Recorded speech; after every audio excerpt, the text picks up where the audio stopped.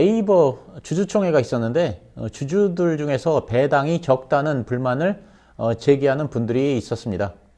이에 대해서 그 네이버의 그 김남선 CFO는 주가 대비 배당 규모가 적다는 의견이 있다는 걸 알고 있다라고 하면서 네이버와 같은 그 혁신 회사들은 대체로 배당을 안 하는 것이 통상적 팩트라고 설명했습니다. 그러면서 성장 그 재원을 재투자할 것인지 이익을 배당으로 소진할 것인지 균형을 찾아보겠다라고 말씀하셨습니다. 그런데 그 제 관점에서 볼 때는 배당을 많이 달라는 그 주주들의 요구가 약간은 모순이라는 생각이 얼핏 들었습니다. 그래서 오늘은 이에 대한 말씀을 나눠보도록 하겠습니다. 배당을 많이 해야 하는지 적게 해야 하는지 아니면 하지 말아야 하는지를 결정하는 원칙은 아주 간단합니다. 첫째, 회사는 운영자금과 시설 투자 또는 연구 개발 등에 필요한 자금은 충분하게 그리고 우선적으로 남겨놔야 합니다. 회사 운영에 필요한 필수 자금은 당연히 배당금에 포함될 수 없습니다. 이건 누구나 다 아는 사실입니다. 둘째, 이론적으로는 회사가 사내 유보를 할 때는 주주들에게 창출되는 시장 가격이 높을 경우에만 그렇게 할 수 있습니다. 예를 들어 시장 수익률이 5%라고 가정을 해보겠습니다. 그러니까 은행에 예금을 하면 안전하게 5%를 받을 수 있습니다.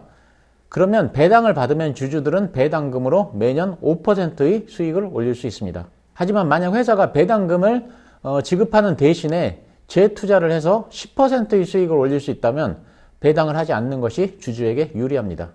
버크셔 해서웨이가 배당을 하지 않는 이유가 바로 이것 때문입니다.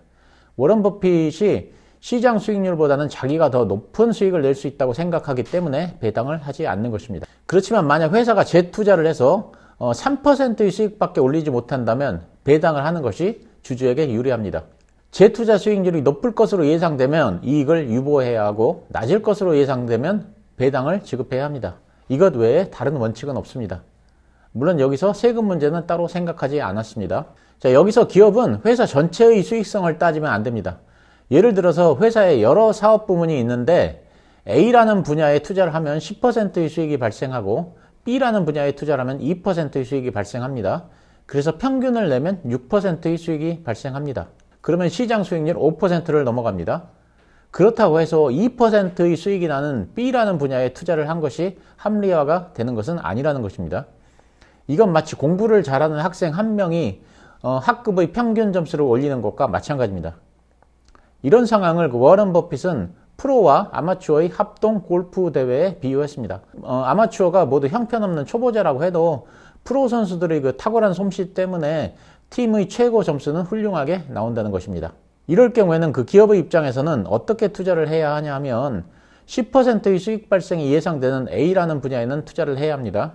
그렇지만 2%의 수익 발생이 예상되는 B라는 분야에는 투자를 하지 말고 배당을 해야 합니다. 물론 쉬운 일이 아닙니다. 미래의 성장성이라든가 여러 가지의 변수를 감안해야 하기 때문입니다. 여기서 최고 경영자의 그 중요성이 부각됩니다. 이와 관련해서 워런 버핏은 최고 경영자의 가장 중요한 역할을 자본 배분으로 꼽으면서 다음과 같은 말을 했습니다. 대다수 기업 경영자들은 자본 배분을 제대로 하지 못한다. 그들의 미숙함은 놀라운 일이 아니다. CEO들은 대체로 마케팅, 제조, 엔지니어링, 관리, 때로는 사내 정치를 잘한 결과 CEO가 된다. 그런 이들이 CEO 자리에 오르면 자본을 어떻게 배분할지 결정해야 한다. 그들이 한 번도 씨름해 본 적 없는 중요한 업무인데다가 금방 익숙해지지도 않는다. 이는 재능 있는 음악가가 커리어의 최종 단계에 이르렀을 때 카네기 홀에서 연주하는 게 아니라 연방준비제도 이사회 의장에 지명되는 것과 마찬가지다. 그럼 다시 그 네이버의 주주총회로 돌아와서 말씀을 계속하겠습니다. 주주들이 회사 측에 더 많은 배당을 요구했다고 했습니다.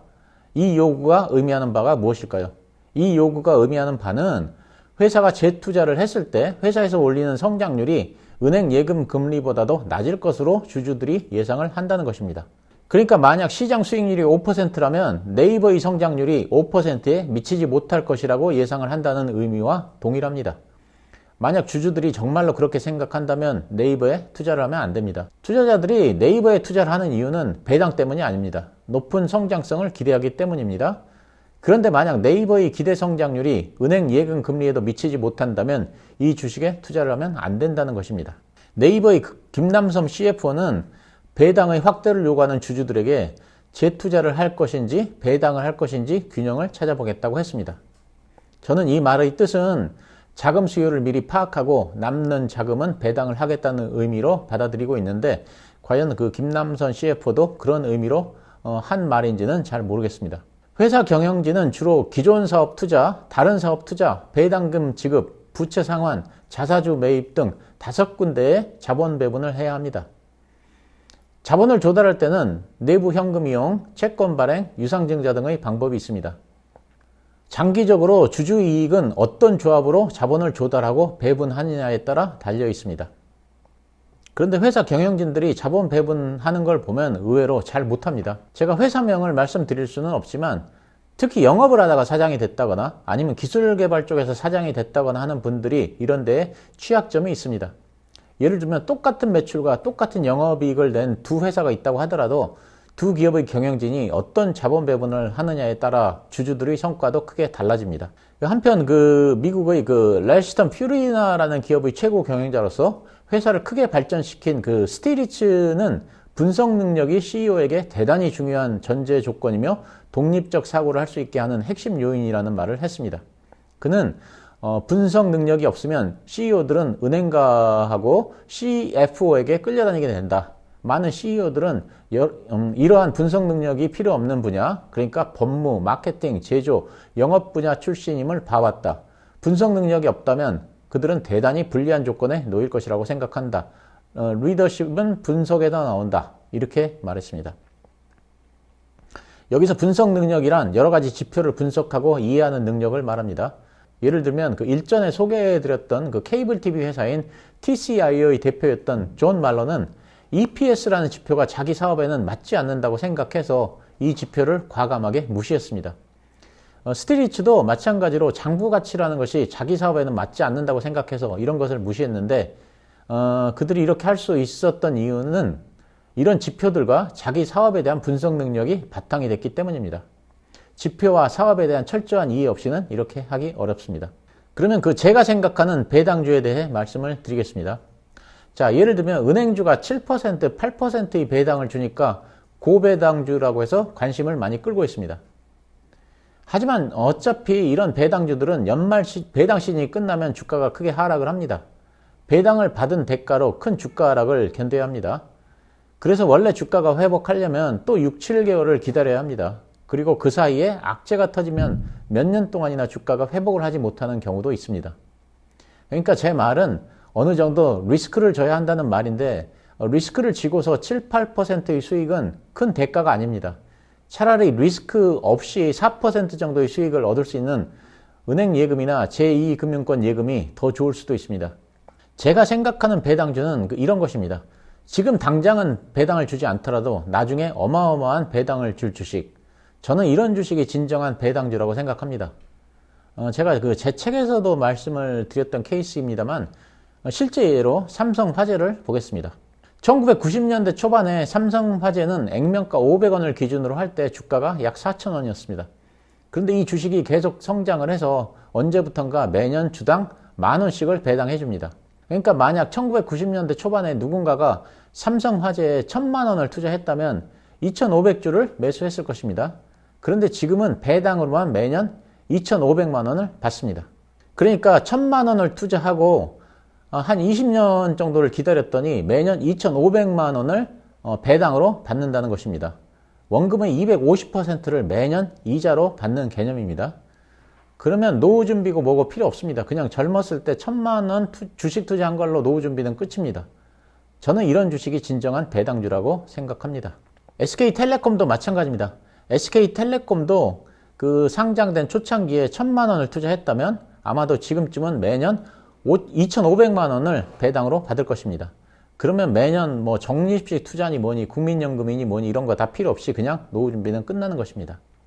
그러니까 지금 당장 은행 이자보다 1%, 2% 조금 더 배당 받는 것보다는 지금 당장은 배당을 주지 못할지라도 회사가 계속 성장을 해서 나중에 어마어마한 배당을 주는 주식, 그래서 이걸로 노후 준비를 끝낼 수 있는 주식, 저는 이것이 진정한 배당주 투자라고 생각합니다. 그러면 이런 주식은 어떤 주식일까요? 성장주입니다. 그러니까 크게 성장할 성장주에 투자를 해야 한다는 것입니다. 지금의 성장주는 미래의 큰 배당을 주는 주식이 될 것입니다. 물론 모든 성장주가 다 그런 것은 아니니까 당연히 종목 선정을 잘 해야 합니다. 한 가지 더 말씀을 드리자면 아무리 성장주라도 제조업은 큰 배당을 하기 어렵습니다. 계속 설비 투자를 해야 하기 때문입니다. 이와 관련해서 찰리 먼거의 말씀을 인용해 보겠습니다. 두 가지 사업이 있습니다. 첫 번째는 12%를 버는 사업이며 여러분은 그 해 말에 이익을 가져올 수 있습니다. 두 번째 역시 12%를 벌지만 모든 잉여 현금은 반드시 재투자되어야 합니다. 결국 남는 현금은 하나도 없습니다. 건설 장비를 파는 한 남자가 떠오릅니다. 그는 고객이 새 장비를 사면서 처분한 중고 장비를 인수한 후에 그것을 바라보면서 뒷마당에 녹슬고 있는 저것이 나의 모든 수익이야 라고 말했습니다. 우리는 이런 부류의 사업을 싫어합니다. 피터 린치도 그의 책 전설로 떠나는 월가의 영웅에서 이와 비슷한 말을 했습니다. 예를 들어 피그 아이언이 주개를 모두 팔아 1억 달러를 벌었다고 가정하자. 여기까지는 좋은 일이다. 그러나 한편으로 피그 아이언은 용광로를 최신 설비로 유지하기 위해서 8천만 달러를 지출해야 한다. 이것이 문제다. 첫 해에 피그 아이언이 용광로 개선에 8천만 달러를 지출하지 않으면 더 효율적인 경쟁자들에게 사업을 빼앗긴다. 돈을 벌기 위해서 돈을 써야 하는 상황의 회사는 성공하기 힘들다. 필립 모리스에는 이런 문제가 없으며 팻보이스나 맥도날드 역시 이런 문제가 없다. 바로 이런 이유 때문에 나는 자본적 지출에 매달리지 않아도 되는 회사를 좋아한다.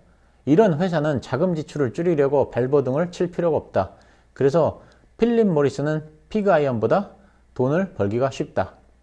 그러니까 제조업보다는 서비스업의 회사가 더 유리하다는 말씀을 드립니다. 오늘 제가 드리는 말씀은 단기간에 배당을 주는 주식만 너무 찾지 말고 지금은 배당을 하지 않지만 나중에 정말 큰 배당을 할 수 있는 회사에 관심을 가지라는 말씀을 드립니다. 이런 회사에 투자하는 것이 노후 준비에는 최선입니다. 그런데 이런 회사는 누구에게나 쉽게 눈에 띄지 않습니다. 그래서 열심히 공부해서 이런 회사를 발굴할 수 있는 눈을 키우라는 말씀을 드립니다. 그것이 우리가 주식 투자를 하는 목적이기도 합니다. 감사합니다.